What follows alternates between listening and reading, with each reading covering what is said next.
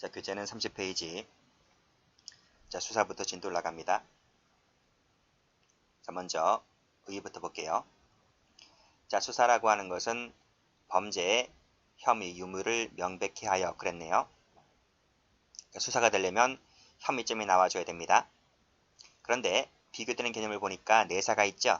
내사는 아직 범죄 혐의가 확인되지 않은 단계에서 했기 때문에 혐의점이 아직 나와 있지 않은 단계를 말합니다. 그래서 양자의 구별은 혐의점이 나왔느냐 나오지 않았느냐 그런 얘기인데, 밑에 보니까 입건 전 단계에서 수행되는 조사활동을 내사라고 한다 그랬네요. 내사받는 자를 피내사자, 이 피내사자는 입건에 따라서 그 신분이 피의자로 바뀐다 했는데 무슨 얘기냐? 자, 올라가 보면 자, A가 있습니다. B가 있고요. A가 B를 칼을 들어서 찔러서 죽여버렸다. 사망했습니다. 그리고 A는 도망갔어요. 도주를 했다 했는데, 자, 며칠 있다 동네 사람으로부터 신고 들어왔습니다. 저 누가 죽어있대요. 죽어있으니까 경찰 한번 가보래요. 경찰 왔습니다. 경찰 와보니까 애가 죽긴 죽었는데 어떻게 죽었는지 나중에 알 수가 없어요. 범죄로 죽었는지 병사했는지 벼락 맞아 죽었는지, 그쵸? 아직 알 수가 없다는 것입니다. 그래서 이 변사자를 검시를 해본다. 검시를 해보고, 그리고 그 동네 일대에는 경찰이 쫙 깔립니다. 그쵸? 그래서 그 동네 마을 사람으로부터, 마을 사람을 포함해서 옆집 동네 사람들, 관광객들 등등을 포함해서 전부 다 뭐한다? 불신검문을 한다. 이런 것 등을 해요. 이런 걸 왜 해요? 왜 하냐고. 수사의 단서를 찾기 위해서 하는 거예요. 단서를 찾기 위해서. 다른 말로 실마리를 찾기 위해서 변사자 검시, 불신검문 등을 한다는 거예요. 아직은 수사가 진행됐습니까? 아직은 수사가 진행되지 않았습니다. 수사 전 단계다. 됐어요. 자, 근데 이 불신검문 하는 과정에서 경찰이 이 A를 발견하게 되는데요. A란 사람이 붕대를 칭칭칭칭 감고 있어요. 그래서 동네 사람들한테 물어보니까 얼마 전까지 멀쩡했대요. 근데 며칠 전부터 붕대 감고 다니다는 거예요. 그래서 형사가 이 사람의 뒤를 캐어서 뭐가 나오는지를 확인한다. 그쵸? 약국도 들려보고요. 약국도 들려보니까 그 약사하는 말이 얼마 전에 와서 붕대하고 의약품 등을 사갔다는 거예요. 그래서 A를 용의선상에 올려놓고 뒤를 캔다. 그쵸? 뭐가 있는지를 확인해 본다. 그걸 뭐라 합니까? 이거를 내사 단계라고 해요. 내사 단계. 그러면 A는 내사를 받는 사람이잖아요. 그쵸? 그래서 이 A를 피내사자라고 하는 거예요. 피내사자. 그쵸? 제가 앞에서 뭐라 그랬습니까? 용의선상에 올려놓고 이 사람의 뒤를 캐본다고 했잖아요. 그쵸? 그래서 이 A라는 사람을 피내사자 또는 다른 말로 용의자 이렇게 불려요. 아직까지는 수사가 진행되지 않았다는 거예요. 그런데 캐보니까 내사를 해서 캐보니까 의심이 들어요. 범죄 혐의가 확실해요. 그래서 요 A를 범죄 혐의가 확실해요. 범죄 혐의가 확실해서 입건을 해요. 사건을 입건했다. 사건에 들어갔다는 거예요. 입건해서 이때부터 뭐가 시작되는 거예요? 이때부터 수사가 시작되는 거예요. 수사가 본격적으로 개시가 되었다는 것입니다. 이 수사는 수사편 뒤에 가서 배우겠지만 임의수사가 있고 강제수사가 있어요. 그건 뒤에서 배울게요. 일단은 수사가 개시되는 순간 이 사람의 신분이 바뀌어요. 신분이 뭐로 바뀌냐고 하면 피내사자라는 신분에서 피의자라는 신분으로 바뀌어요. 피의자 한번 들어봤죠? 의심당하는 사람, 그쵸? 의심당하는 사람, 피의자. 이 피의자가 되면요, 헌법, 형소법에 규정되어 있는 피의자 권리를 행사할 수가 있어요. 여러분 들어봤겠지만 진술거부권, 그쵸? 접견교통권, 체포, 구속, 적부, 심사 청구권, 증거보전 청구권, 이런 권리를 행사할 수가 있는데 이 피내사자 단계에서는 그런 권리를 행사할 수가 없어요. 그래서 이 신분이 피내사자와 피의자 신분이 완전히 다르다. 아시겠죠? 그래서 문제집 가보면 이런 문제 나오죠. 형사법은 피의자의 권리를 피내사자에게도 준용하는 명문조항을 두고 있다? 없어요. 그러니까 형사법에서는 이 피의자와 관련된 명문 규정을 두고 있지만 이 피내사자와 관련된 명문 규정을 두고 있지 않습니다. 아시겠죠? 자, 다시 한번 볼게요. 자, 내사 볼게요. 내사는 아직 범죄 혐의가 확인되지 않은 단계에서 그 혐의를 확인하기 위해서 입건 전 단계에서 행해지는 조사활동을 말한다. 자, 됐죠? 자, 올라가 보시면 개념, 자, 수사에서 1번 체크하시고 이 동그라미 1번 지문은 출제가 여러 번 되었었습니다. 판례 지문인데 볼게요.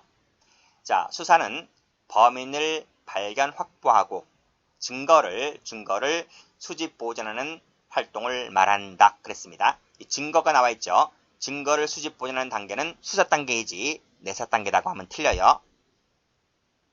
자, 됐고 동그라미 2번은 뒤에서 배울 텐데 공소 제기하는 것이 원칙이지만 공소 제기 후에도 이 수사는 허용되는 수가 있습니다. 뒤에서 배울게요. 자, 두 번째로서 수사기관을 봅니다. 수사기관은 검사가 있고요. 그 다음에 사법경찰관리가 있는데 사법경찰관리는 일반 사법경찰관리, 특별사법경찰가 있다. 자, 볼게요. 자, 다음 페이지. 자, 먼저 검사부터 보도록 하겠습니다. 자, 검사는 자, 수사기관이면서요. 그 다음 소추기관입니다. 그 다음 재판이 확정되면 그 재판을 집행하겠죠.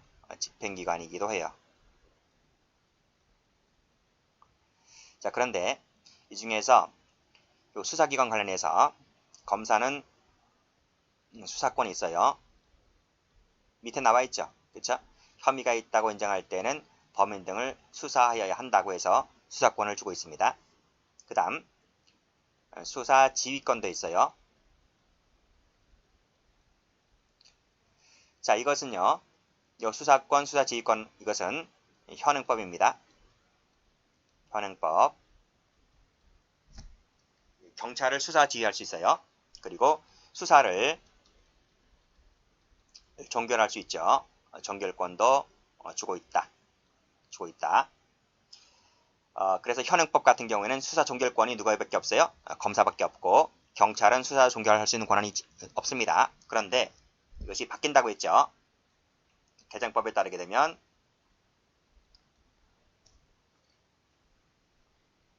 자, 검사 같은 경우에는 수사권이 좀 제한돼요.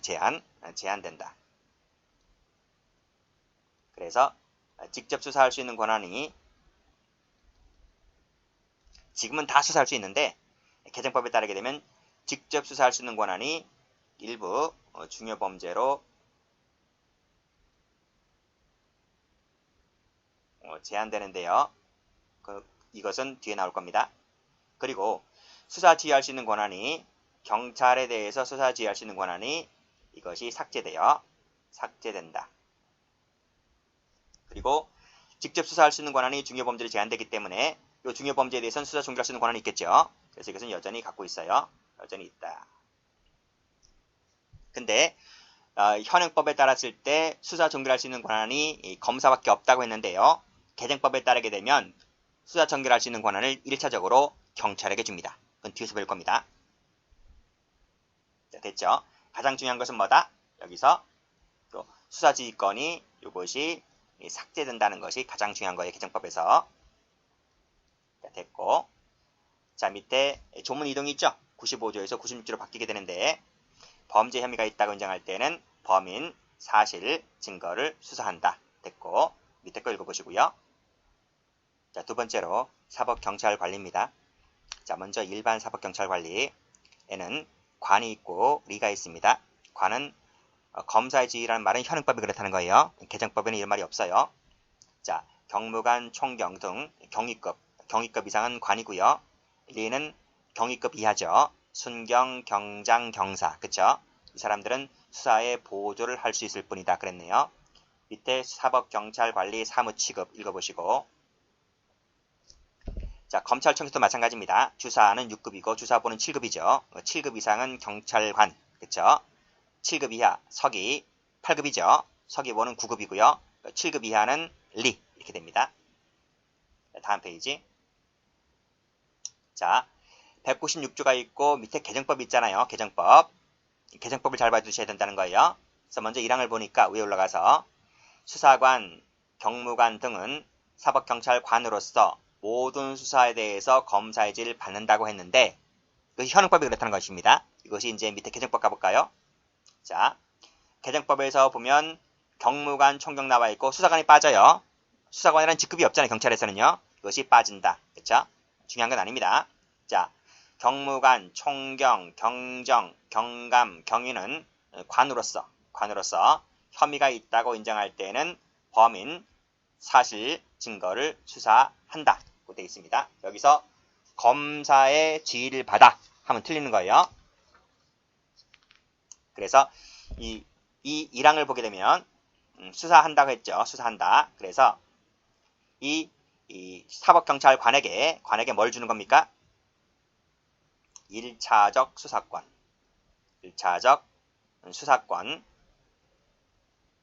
주고 뒤에 배우겠지만 뭘 주냐면 수사 종결권을 줘요. 종결권을 준다. 필기해 두시고요. 그래서 1차적 수사권을 사법경찰관에게 주기 때문에 이 사법경찰관은 모든 사건에 대해서 1차적 수사권을 가져요. 그래서 검사의 지휘 없이 수사의 개시와 진행을 할 수 있다는 것입니다. 그리고 2항 경사, 경장, 순경은 리죠. 리. 이 사법경찰 리는 수사를 보조한다. 보조. 네, 됐습니다. 자, 사법경찰 리죠. 리니까 경사, 경장, 순경이잖아요. 이 경찰 리가 작성한 진술조서, 피의자 신문조서는 권한 없는 자의 조서가 아니죠. 조서가 아니다. 적법한 조서라는 것입니다. 그 앞 페이지 가보면 사법경찰 리는 자, 사법경찰관으로부터 구체적 사건에 관해서 특정한 수사 명령을 받으며 경찰관의 사무를 취급할 수 있는 권한이 인정되는데 권한이 인정된다 그랬잖아요. 그래서 사법경찰관 사무 취급이라고 한다 했기 때문에 이 리가 작성한 다음 페이지 진술조서, 피의자 신문조서는 권한 있는 자의 조서인 것이지 없는 자의 조서가 아니다 고 하는 것이 판례입니다. 그 밑에 마찬가지죠. 사법경찰관 사무취급 이게 누굽니까? 리죠. 경찰리가 작성한 피의자 신문조서 등은 권한 없는 자의 작성한 조서가 아니다 하는 것입니다. 됐죠? 자, 다음 페이지. 자, 검찰청법입니다. 보시면 현행법이고요. 요 밑에 개정법인데 뭐가 바뀌었는가 하면 이게 바뀌었어요. 그 앞 페이지에서 조문의 변동이 있었잖아요. 그래서 196조 1항이 밑에 245조 9제 2항으로 바뀌었다는 것 참고로 받으시고 중요한 건 아닙니다. 자, 밑에 보죠. 자, 개정법 볼게요. 검찰청직원. 자, 검찰 지원으로서 사법경찰관리 직무와 행하는 자, 범인은 법률로 정한다. 자, 근데 이 검찰청 직원은요, 검사의 지휘를 받아요. 여전히 검사의 지휘를 받는다. 검사의 지휘를 받지 않는 것은 사법경찰관밖에 없어요. 사법경찰관이 수사를 할 때 검사의 지휘를 받지 않는 것이지 검찰청 직원이라든지 그 다음 페이지에 나와 있는 누구죠? 특별사법경찰관리도 그 다음 페이지 볼게요. 이 특별사법경찰관리 그쵸? 이 사람들도 여전히 뭐다? 검사의 지휘를 받는다. 누구만 안 받는다? 사법경찰관리만 안 받는다. 다시 앞으로 가서 3항 사법경찰 리니까 누구죠? 7급 이하 8급하고 9급 리는 역시 사무를 보조한다. 뭐 어려운 거 없죠? 그리고 이 사항을 보니까 이건 참고로 좀 봐두세요.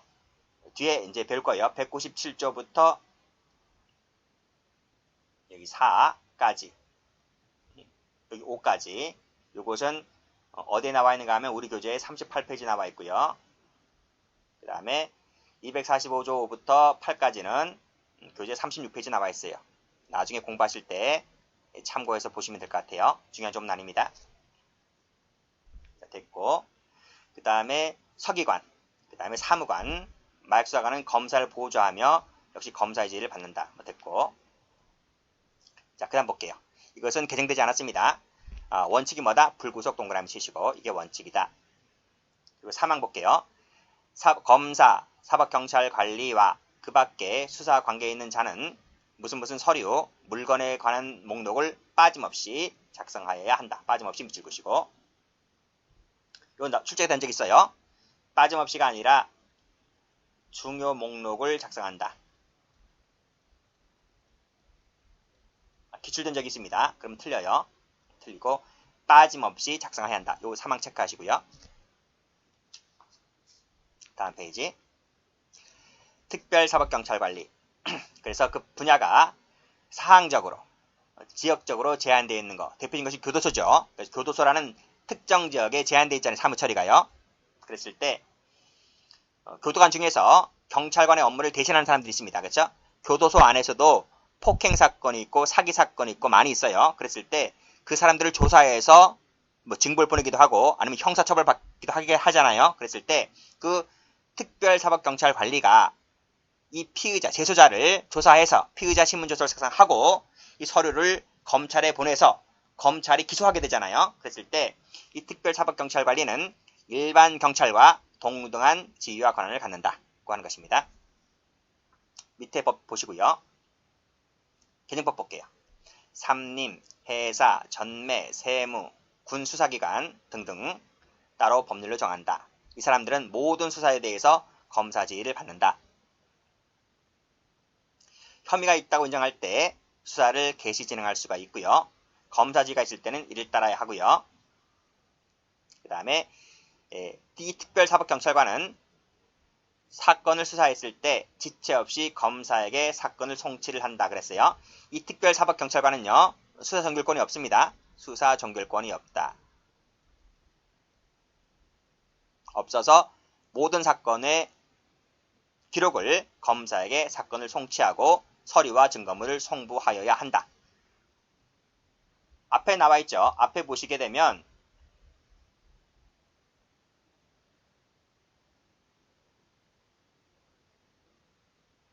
이 검찰청 직원도 마찬가지인 거예요. 검찰청 직원도 수사 종결권이 없어요. 그러니까 수사 종결권이 있는 것은 검사하고 사법경찰관리밖에 없는 거예요. 그래서 특별사법경찰관리도 종결권이 없기 때문에 수사했을 때는 빠짐없이 검사에게 사건을 송치를 한다. 됐고, 이 밑에 6항은 앞에 있는 것과 똑같습니다. 됐고, 다음 페이지. 자, 관할구역법입니다. 자, 먼저 검사. 검찰청법에 나와 있죠. 검사는 관할구역 안에서 직무를 수행한다. 끊고, 근데 필요할 때는 아닌 곳에서도 할 수 있다. 됐네요. 경찰관 볼게요. 형사법에 나왔네요. 역시 경찰관도 관할구역 외에서 수사할 수 있어요. 그리고 외에서 촉탁을 받아서 수사할 수 있는데 이때는 관할지방검찰청이네요. 검찰청 검사장, 지청장에게 보고해야 된다. 시험 나온 적이 있습니다. 일단 끊고 예외가 있네요. 밑에 수사 준칙은 됐고요. 다음 페이지. 자, 검사와 사법경찰관리 관계를 보겠습니다. 이게 중요해요. 자, 지휘감독관계 나와 있죠? 필기하세요. 현행법이 그렇다는 겁니다. 현행법. 됐죠? 이것이 어떻게 바뀌는가 하면 상호 협력관계로 바뀌어요. 개정법에서. 그래서 밑에 보면 현행법입니다.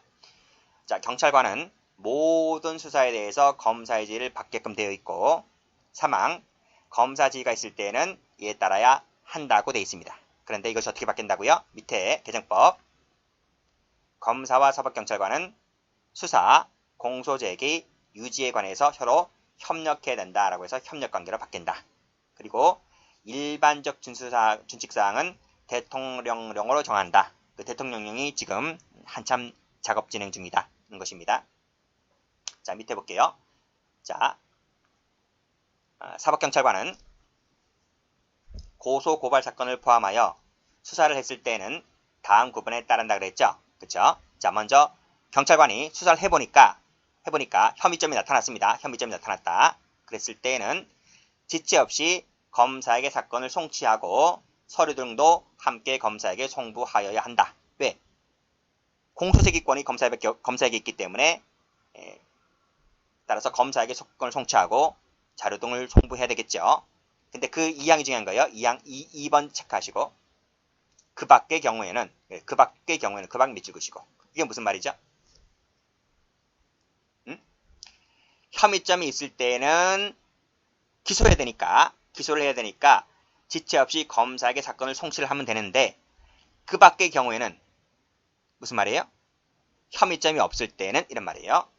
그러니까 이 2호는 뭐다?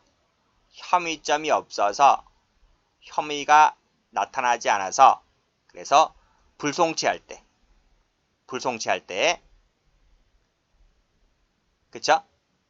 할 때에는 그 이유를 명시한 서면과 함께 서류 증거물을 지체 없이 검사에게 송부하고 그럼 검사가 읽어보겠죠. 검사가 읽어봐서 그날로부터 90일이 지났을 때 90일 내에 경찰관에게 반환하면 된다는 것입니다. 그래서 이 이유가 무슨 뜻이에요?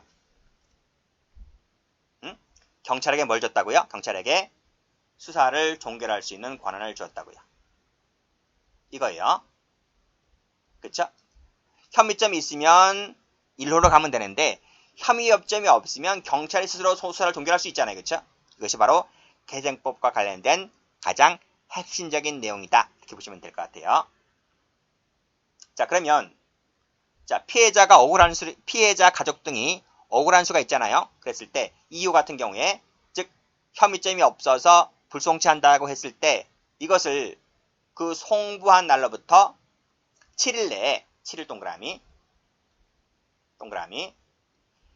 그 서면으로 고소인, 고발인, 피해자, 법정 대리인에게 그 사건을 송치하지 않는다는 즉 불송치한다는 취지와 이유를 통지를 해야만 된다. 그래서 요 통지받은 사람이죠. 요 고소인, 고발인, 피해자, 법정 대리인 그쵸? 이 통지받은 사람인 무슨 소리냐? 무슨 혐의점이 없느냐? 이 제기할 수 있겠죠. 그래서 해당 경찰관의 소속 관서의장, 즉 경찰서장이죠. 그 사람에게 이 신청할 수가 있다고 하는 것입니다. 그러면 신청이 있을 때는 그 지체 없이 사건을 검사에게 송치하고 서류 증거물을 송부하고 처리 결과 이유를 신청인에게 통지해주면 돼요. 자, 그 밑에 1항을 볼게요. 자, 검사네요. 이건 검사요. 검사. 요 1항하고 2항 체크해보세요. 그 앞에 있는 1항은 통지받은 사람이 이 신청할 수 있는 권한이잖아요. 근데 맨 밑에 있는 1항은 검사입니다. 검사는 사법경찰관이 사건을 송치하지 아니하는 것이 위법 또는 부당한 때 그 이유를 문서를 명시하여 경찰관에게 재수사를 요청할 수가 있다. 이건 어떤 의미죠?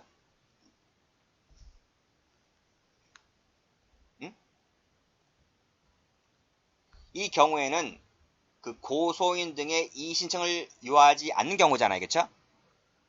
그러니까 이의 신청을 하게 되면 올라가서 이 245조 7의 1항에 따라서 이의 신청을 해서 다시 사건을 제출하면 되겠지만 근데 이의 신청을 안 해요. 이의 신청을 하지 않는다고 하거나 또는 피해자가 없는 경우도 있을 수가 있잖아요.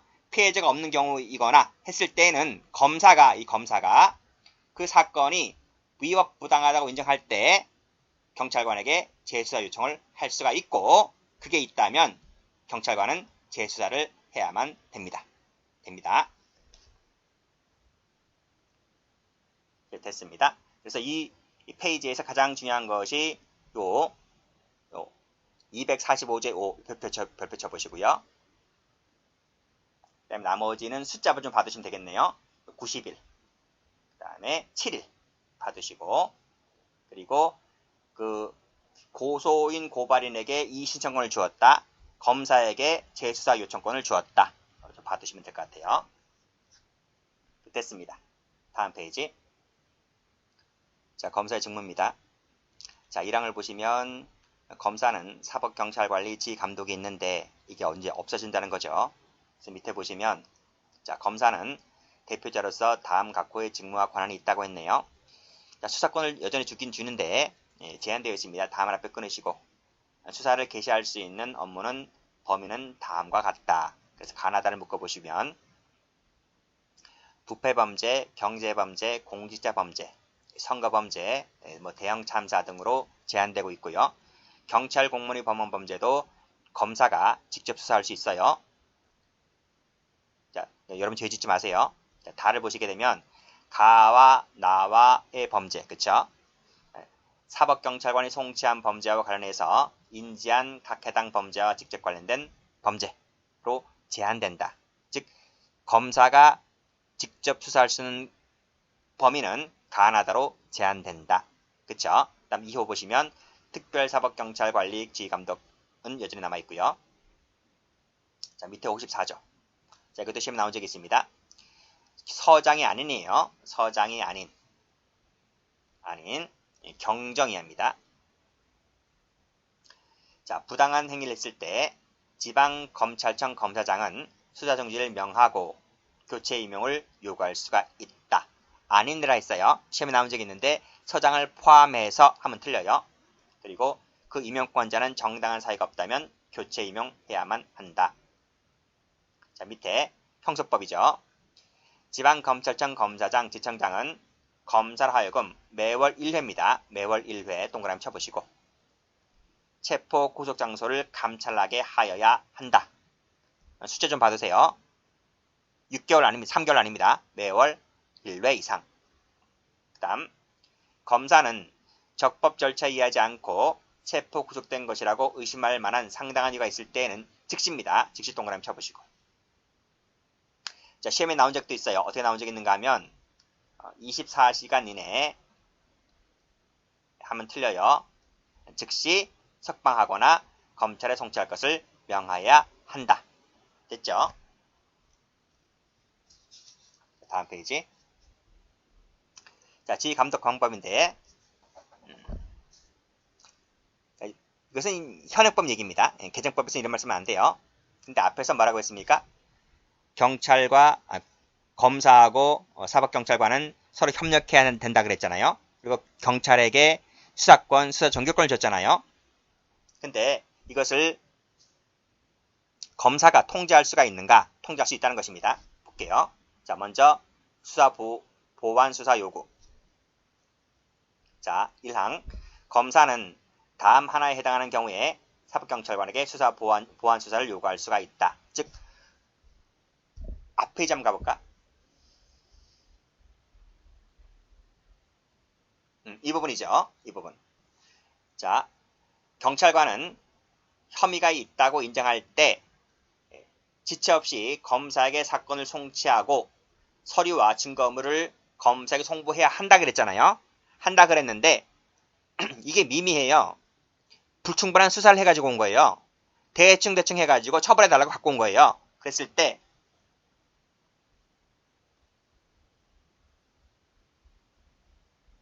자, 1호, 2호 묶고 보시고 송치사건의 공소제기 여부 결정, 공소유지에 관한 필요한 경우, 그쵸? 그리고 영장 청구 여부 결정에 관하여 필요한 경우. 그러니까 공소제기 하려고 하니까 영장 청구하려고 하니까 수사가 불충분해서 갖고 온 거예요. 그랬을 때 검찰은 경찰에게 보완 수사를 요구할 수가 있다 하는 것입니다. 일정한 견제장치를 마련해 두고 있는 거죠. 그랬을 때 경찰은 정당한 이유가 없는 한 이를 이행하고 그 결과를 검사에게 통보를 해야만 합니다. 근데 경찰이 이걸 따르지 않았을 때는 그 검찰총장이라든지 검찰청 검사장은 해당 사법경찰관의 직무배제나 징계를 요구할 수가 있다. 됐죠? 두 번째. 자, 검사는 경찰관리의 수사 과정에서 법령 위반, 인권침해, 그다음 현저한 수사권 남용이 있다고 의심되는 사실의 신고가 있거나 인식하게 되었을 때는 사건 기록 등본 송부를 요구할 수가 있다. 좀 받으시고. 그래서 위법 수사를 했을 때는 뭘 할 수 있다? 등본 송부를 요구할 수 있다. 그러면 송부해야 됩니다. 그리고 송부를 받은 검사가 필요하다고 인정할 때는 시정조치를 요구할 수가 있다. 시정조치 요구권을 인정해주고 있죠. 정당한 이유가 없다면 지체 없이 일을 행해야 되고 결과를 통보해야 줘야 되고요. 쭉 읽어보세요.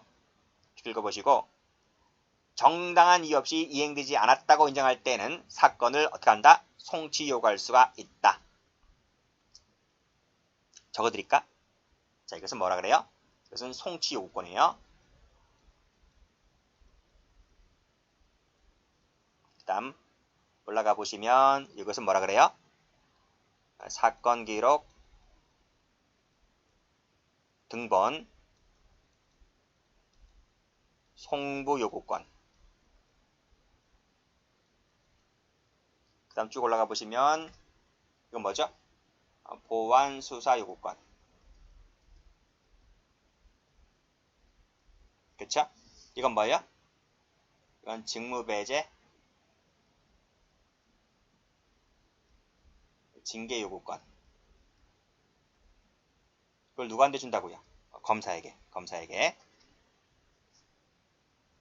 그 다음 밑에 7안 가보시면 똑같죠? 징계 요구할 수 있다. 징계 요구권 주고 있네요.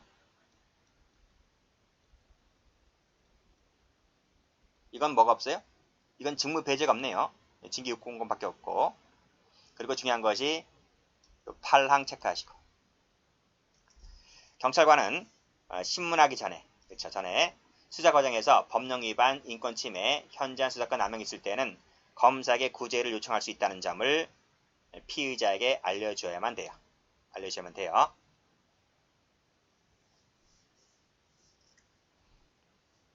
자, 그 다음 경합 볼게요. 경합. 자, 동일한 범죄 사실을 수사하게 되었을 때는, 그쵸? 무슨 말이에요? 자, 사법경찰관이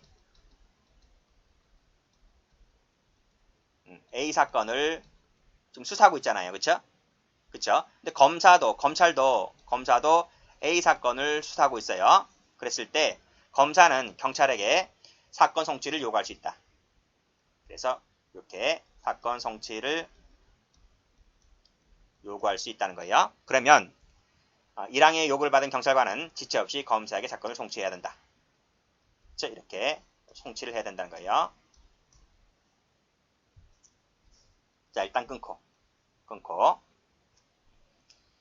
다만 검사가 영장을 청구하기 전에, 그쵸? 영장 청구하기 전에 경찰이 먼저 영장을 신청했을 때는 계속 수사할 수가 있다. 그랬네요. 예외를 두고 있습니다. 자, 됐고. 다음 페이지 볼게요. 다음 페이지 보면 지금 검사가 경찰관에게 수사를 지휘할 수 있는 거 나와 있잖아요. 그것은 뭐다? 현행법이다. 현행법. 그래서 개정법에 따르면 이것은 전면 개정되거나 폐지가 되거나 해야 돼요. 그래서 보시면 뭐가 나와 있나요? 밑에 보시면 뭐 검사는 경찰관에게 모든 수사 나와 있고 뭐 일반적 수사 준칙, 구체적 사건 수사에 대해서 지휘할 수 있고 뭐 지휘를 받아서 할 수 있고 지휘를 내릴 때는 어떻게 해야 되고 이런 것들이 다 뭐다? 현행법이지 개정법은 아니다. 그쵸? 그래서 이건 공부할 필요가 있다 없다? 이건 공부할 필요가 없다는 거예요. 그러니까 문제집 가보게 되면 출제가 많이 됐습니다. 출제가 많이 됐는데 개정법에 따르게 되면 의미가 없는 거죠. 그래서 제가 강의하지 않고 그냥 읽어보시면 될 것 같아요. 강의는 하지 않을게요. 다음 페이지도 마찬가지입니다. 읽어보시면 될 것 같아요. 네, 됐습니다. 자, 다음 페이지 가보시게 되면 전문수사 자문위원 볼게요. 이건 무엇인가 하면 각주 가보시게 되면 첨단 산업 분야, 지적재산권, 국제금융 등 이 전문 지식이 필요한 사건에 있어서 수사를 보다 충실히 하기 위해서 이 전문수사 자문위원회를 도입하였다 그랬네요. 자, 보시면 1항 검사는 그랬네요. 검사는 필요한 경우에는 직권 동그라미 치시고 다음에 신청 동그라미 치시고 수사 자문위원을 지정하여 절차에 참여하게 하고 자문을 들을 수가 있다. 그랬습니다. 시험 나온 적이 있습니다. 신청에 의하여만 틀려요. 직권으로만 하면 틀려요. 직권도 되고 신청도 됩니다. 그리고 3항 검사가 이 항에 따라서 뭐뭐를 했을 때 구술 또는 서면에 의한 의견 진술의 기회를 주어야만 한다. 밑줄 그시고 필요적이다. 의무적이죠. 그것도 나온 적이 있습니다. 재량하면 틀려요. 할 수 있다 하면 틀리고 의무적입니다. 자, 그 다음 자, 전문수사 자문위원을 둘 때 각 사건마다 최소한 1명 이상은 두어야 되고요. 자, 이 자문위원을 지정했다고 하면 취소도 할 수 있어요. 지정을 취소할 수가 있다. 그리고 이 지정에 대해서 이의가 있을 때에는 관할 고등검찰청입니다. 고등 동그라미 쳐보시고 검찰청에게 이의를 제기할 수가 있는데 시험 몇 번 나왔어요. CF 하시고 관할 지방 검찰청 검사장 하면 틀려요. 지방검찰청이 아니에요. 지방검찰청이 아니라 고등검찰청 검사장에게 이의 제기할 수가 있다. 됐고 나머지는 됐습니다. 다음 페이지 볼게요. 자, 피의자의 지위가 나와 있는데 이것은 제가 앞 시간에 한번 한 적이 있는데 앞에서 혐의가 인정되었을 때 수사가 시작된다 그랬잖아요. 수사가 시작된다. 그랬을 때 신분이 피의자로 바뀐다고 말했습니다. 그렇죠? 그것만 알고 계시면 되고 나중에 뭐 피고인으로 바뀐다, 수용자로 바뀐다고 하는 것은 차차 알게 됩니다. 일단 됐습니다. 뭐 시기 됐고 종기 됐다 필요 없어요. 그 다음 밑에 도표 나와 있죠? 피의자의 권리 별표를 쳐보시는데 시험에 아주 잘 나옵니다. 그런데 이것은 지금 설명해도 의미가 없어요. 의미가 없고 앞으로 차차 배울 것이기 때문에 그 배운 진도에 따라서 확인하시면 될 것 같아요. 일단은 설명은 생략합니다. 여기까지 합니다.